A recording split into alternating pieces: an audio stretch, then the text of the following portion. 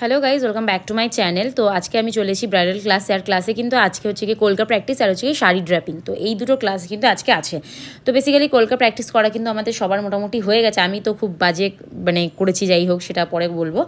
আর তারপরে কিন্তু sari draping start হয়ে গেছে। আমাকে কিন্তু পরে ছিল মারমেড টাইপের শাড়িটা, কিন্তু আমি কিন্তু এর আগে 8 পৌড়ে করে শাড়ি পরেছি, বা নিজেও পরেছি বা অন্যকেও পরিয়েছি। বাট এই মারমেড স্টাইলের শাড়িটা কিন্তু আমি কখনো পরিনি। তো এটাই কিন্তু ফার্স্ট টাইম আমি পরছি।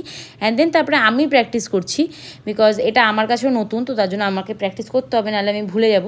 তো যাই হোক, তারপরে শাড়ির কুচি করছিলাম, হাত দিয়ে শাড়ি কুচি করছিলাম। আর এই শাড়ি কুচি করাটা এত টাফ আমাদের কাছে, আমাদের মতো এই জেনারেশনের কাছে।